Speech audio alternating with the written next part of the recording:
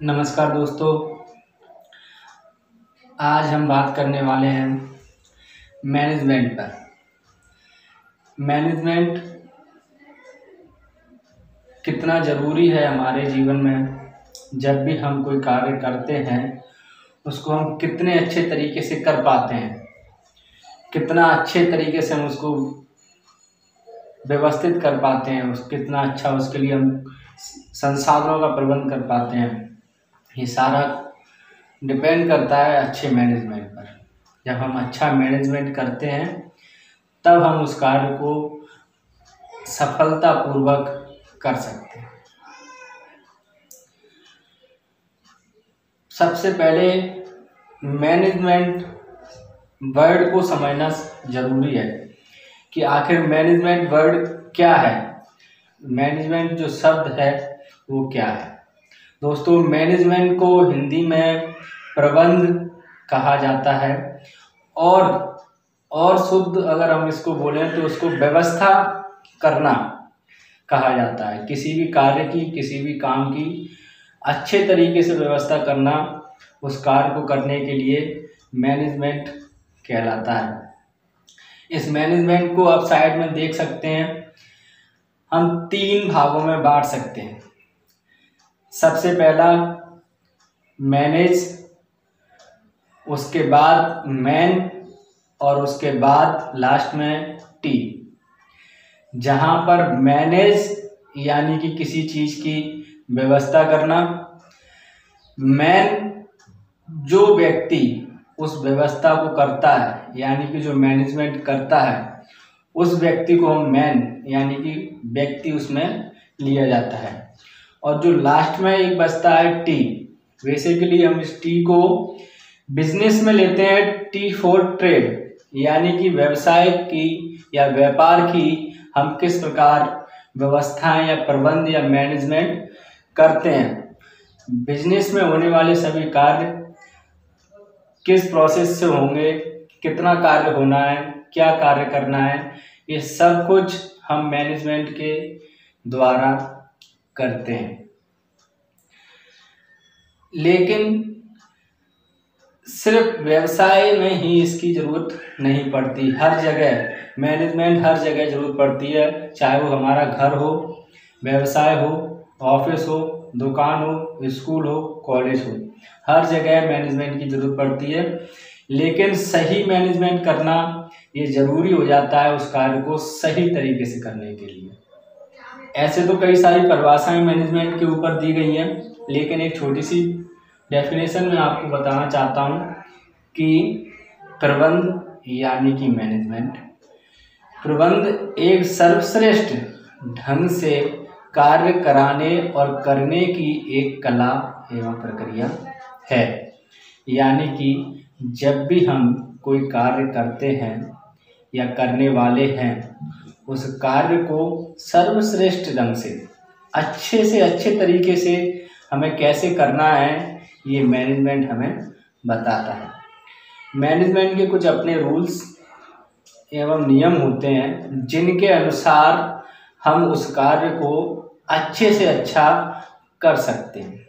उसमें आने वाली प्रॉब्लम्स यानी कि परेशानियों को हम काफ़ी कम कर सकते हैं और उस कार्य को अधिक से अधिक सफल बना सकते हैं।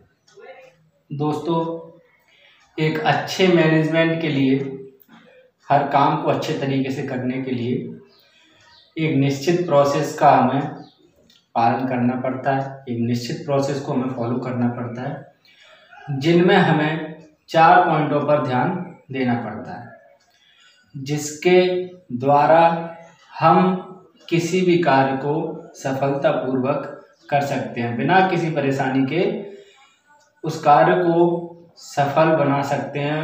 हम अपने उद्देश्य को अच्छे तरीके से प्राप्त कर सकते हैं। कम से कम कठिनाइयों पर हम अपने उद्देश्य को प्राप्त कर सकते हैं। उसमें सबसे पहले स्टेप नंबर 1 प्लानिंग। दोस्तों, जब हम किसी कार्य को अच्छी प्लानिंग के थ्रू करते हैं, अच्छी प्लानिंग से करते हैं, प्लानिंग मतलब योजना से, अगर हम किसी कार्य को करने से पहले अच्छी प्लानिंग कर लेते हैं उसके बारे में कि ये कार्य कब करना है, कार्य क्या करना है और कब करना है, कैसे करना है, किससे करवाना है, कब तक करना है। जब हम ये निर्णय कर लेते हैं कि हमें क्या कार्य करना है, कैसे करना है और कब करना है, तब हमारी जो नेक्स्ट स्टेप आती है वो होता है ऑर्गेनाइजेशन। जो नेक्स्ट स्टेप होती है वो होती है हमारी स्टार्टिंग, यानी कि उस कार्य को करने के लिए किस व्यक्ति की हमें जरूरत है,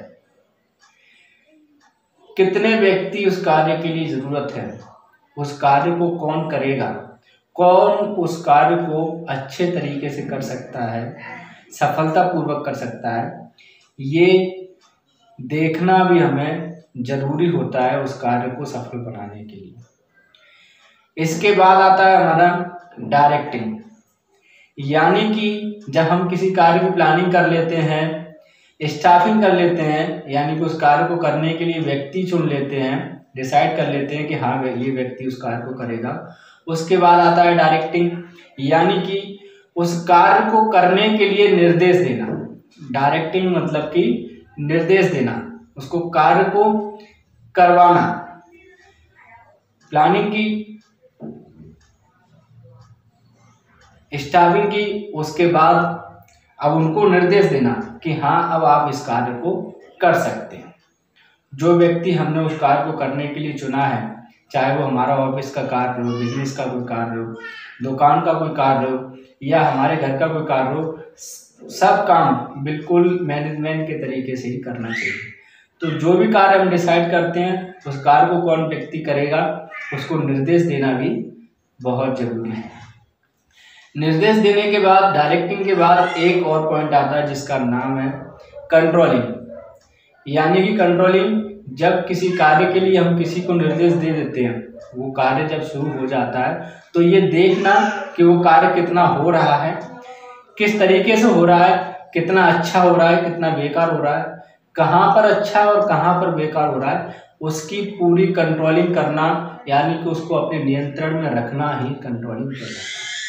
दोस्तों ये चारों स्टेप किसी भी अच्छे मैनेजमेंट के लिए जरूरी रहती है। किसी भी कार्य को सर्वश्रेष्ठ तरीके से करने के लिए ये चारों स्टेप हमें जरूरी रहती हैं उस कार्य को करने के लिए। दोस्तों अच्छा मैनेजमेंट तो अच्छा कार्य। अगर आप मैनेजमेंट अच्छा नहीं करते हैं, उस कार्य करने की व्यवस्थाएं अच्छी नहीं करते हैं, तो हमारा कार्य कहीं ना कहीं असफल हो जाता है। तो अगर आप जीवन में सफल होना चाहते हैं, अच्छा सफल होना चाहते हैं, तो आपको एक सर्वश्रेष्ठ मैनेजमेंट की जरूरत पड़ती है। मैं आशा करता हूं कि आप भी अपने जीवन में मैनेजमेंट से ही सारे कार्य करें। काफ़ी सारे बुकें आती हैं मैनेजमेंट की, काफ़ी सारे ऑथर हैं जिन्होंने मैनेजमेंट के बारे में अच्छी प्रोसेस काफ़ी कुछ दिया है, जिनको आप पढ़ सकते हैं, उनसे आप कुछ सीख सकते हैं। धन्यवाद।